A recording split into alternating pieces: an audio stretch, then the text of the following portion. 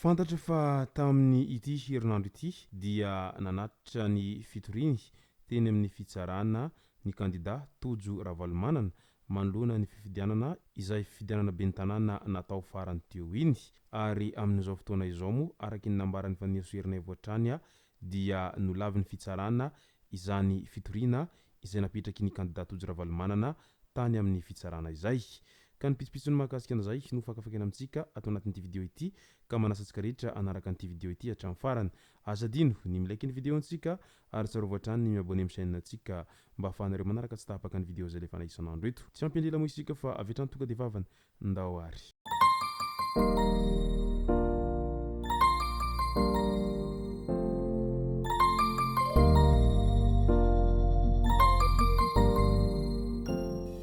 Ny tonga tsy miarahaba hono ny namantezitra ka dia faly miarahaba isika rehetra mpanaraka tsy tapaka an'ity chaîne ity ny tenako amin'ity androandroany ity. Araky n'izay efa natsipiko zay dia mbola toy ny ilay raharaha mahakasika ny fitoriana izay napetraky ny kandida Tojo Ravalomanana teny amin'ny fitsarana no resantsika atao anatin'ity vidéo ity. Fa milohan'izay dia andao aloha fantarintsika ireto tsara ho fantatra manaraka ireto. Fahavoazana navelany Dikeledy manomboka midina ifoto ny fitondram-panjakana sy mitondra fanampina ireo trabona tamin'iny rivodoza Dikeledy iny. Anisany efa nahazo anjara tamin'izany ny tao amin'ny distrika Voemara, Ambilobe, Antsiranana faharoa ary Antsiranana voalohany. Nanolotra sakafo sy fampitaovana azy ireo ny fitondram-panjakana miampy kojakoja ilaina andavanandro. Ankoatr'izay dia misy ihany koa ireo nozarana vary, menaka, voamaina sy siramamy, tafo fanitso sy ny maro hafa. Tanjona hapetraka ny hamerenana amin'ny laoniny ny fiainan'ny mponina izay trapahavoazana nandritra ny fandalovany rivodoza iny, indrindra fa ny any amin'ny faritry Sava sy Diana izay nitondra takaitra mafy tamin'izany. Hojerena ihany koa ny hametrahana ny vahaolana maharitra sy izay mety ho vonjomaika kanefa hanala ny fahasahiranan'ny mponina hoy ny solon-tena mpanjakana hatrany. Midika izany fa tsy mitazam-potsiny ny fitondram-panjakana manoloana an'ireo zay traboina tao anatin'izay fandalovany rivodoza Dikeledy izay. Eo amin'ny resaka fifidianana kominaly indray nalaza be moa tatoato zay ny hetsiketsika izay ataon'ireo kandida isantsokajiny amin'ny ahiahy sy amin'ny izay mety tsy ho faneken'izy ireo ny voka-pifidianana hivoaka eo satria milaza izy ireo fa maro ny endrika hosoka sy ny halabato izay hita taloha nandritra ary taorian'ny fifidianana iny. Isan'ny hetsiketsika manoloana izany moa ny solombavambahoaka izay voafidy tao Toamasina voalohany. Namoaka fanambarana tao anatin'ny pejy sy tambazotra tserasera ny depute Roland Ratsiraka izay solombavambahoaka voafidy tao Toamasina voalohany zay no sady kandida tamin'ny fifidianana ben'ny tanàna farany teo iny tao Toamasina tao. Ho fiarovana ny safidintsika ho hiatrany ny tenany, Roland Ratsiraka dia miantso isika hanao diabe amin'ny asabotsy 12 janoary amin'ny 3 sasany eo amin'ny Saint Paul. Ampilaminana no hanaovantsika an'izany.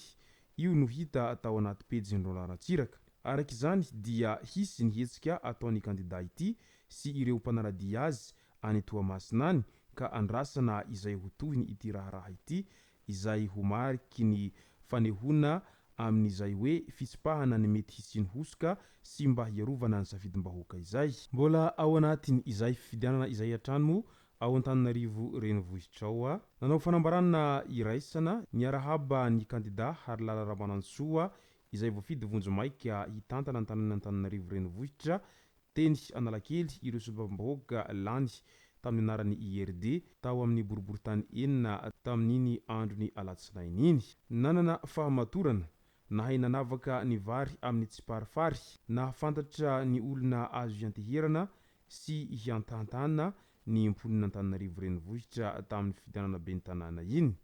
Raha nifidy Andramatoa Harilala Ramanantsoa dia atolotray solombavambahoaka anao sahady ny fiarabana amin'izao fandresenao izao. Toy ny efa nataonay talohan'ny fifidianana dia hanohy sy tsy hitsahatra hanohana anao hatrany izahay ho fanatanterahana ny vinany filoha Andro Rajoelina sy ho tombotsoa ny vahoaka ny Antananarivo, hoy ny député sady filoha lefitry ny tenim-pirenena Augustin Andriamananoro tamin'izany lahateny izay nataony. Mifanindran-dalana amin'izany nampitandrina ireo mieritreritra ny handelingelina sy hamingapingana ny asa fampandrosoana ho tarihin'io kandidà nisika rehetra miaraka amin'ny Andro Rajoelina ao Antananarivo renivohitra io. Ireo mpikamba ny fahefana mpanao lalàna eny tsy mba zaza ireo nandritra izany rehetra izany. Midika izany fa manohana hatrany any kandidà Halala Ramanantsoa ireo rehetra mpikambana ao anatiny isika rehetra miaraka amin'ny Andro Rajoelina izay ary vonona hatramin'ny farany izy ireo hiara-iasa amin'izany kandidà Halala Ramanantsoa izany raha vantany voalany amin'ny fomba ofisialy eo ny tenany afaka andro vitsivitsy eo. Etsy ankilan'izay moa ny raha nahita ary fantatry ny be sy ny maro fa nametraka fitoriana teny amin'ny fitsarana ny kandidà Tojo Ravalomanana tamin'ity herinandro ity manoloana an'izay fifidianana izay hatrany satria maro ny zavatra izay voarakitra tao anatin'izay fitoriana izay napetraka n'izy ireo izay tany amin'ny fitsarana izay ary isan'izany ireo fampiasana fitaovam-panjakana sy ny fampiasana ny volam-panjakana tamin'ny fanaovana fampelezan-kevitra ho izy ireo hatrany ary ny fampiasana ny mpiasam-panjakana mba hanao fampelezan-kevitra sy ny maro hafa. Rehefa nalefa moa izany fametrahana fitoriana teny amin'ny fitsarana izany dia fantatra amin'izao ankehitriny izao fa nolavin'ny fitsarana izany fitoriana izay napetraky ny kandidà Tojo Ravalomanana izany. Ka manoloana an'izay rehetra izay dia naneho ny heviny mahakasika an'izay Ifaniro Soernevo izay mpila ravinahitra no sady mpanao politika no mpanositra ny fitondrana izay mijoro ankehitriny izao tao amin'ny pejiny tao amin'izay rehetra izay. Efa miteny aho ho Ifaniro Soernevo hatrany fa ny fitsarana eny an-dalambe ihany no mety amin'io fifidianana io. Mijoro ny vahoaka fa ny vahoaka ny fahefana ho hiatrany ny Ifaniro Soernevo raha ohatra ka manentana ny vahoaka mba hidina an-dalambe izay. Nefa amin'izao fotoana izao efa tsy amin'izany intsony ny sain'ny vahoaka fa any amin'ny resaka fitediavana izay ho arapaka satria ny fiainana efa mihasarotra foana andro manalina ary ny vola raha teo dia sarotra ny fitediavana azy. Mbola nilaza ihany koa Ifaniro Soernevo fa naolana sady novonoina nandritra ny 40 taona izany hoe 7 hatramin'ny 20 ny demokrasia inona no sazy ny fanolanana izay mihatra amin'ny demokrasia izany ho izy hatrany. Midika izany rehetra izany fa tena tsy maty voalavo ankibo ireo avy ao anatin'ny antoko-panositra manoloana ny fitondrana izay mijoro amin'izao fotoana izao ary miezaka mitady hevitra rehetra mba hisiny izay korontana etsiro izay izy ireo na dia efa hita fa tsy mazoto amin'izany intsony ny vahoaka amin'izao ankehitriny izao noho ny hamafy ny fiainana. Izay sy izay moa no masaka azona roso tao anatin'ity video ity tomboky lasy tomboky vavy ka misaotra antsika rehetra nanaraka an'ity video ity hatramin'ny farany. Aza dino ny milaiky ny video antsika ary tsarovatra hatrany ny miabone amin'ny chaîne antsika mba ahafahanareo manaraka tsy tahapaka ny video izay lefa isan'andro eto.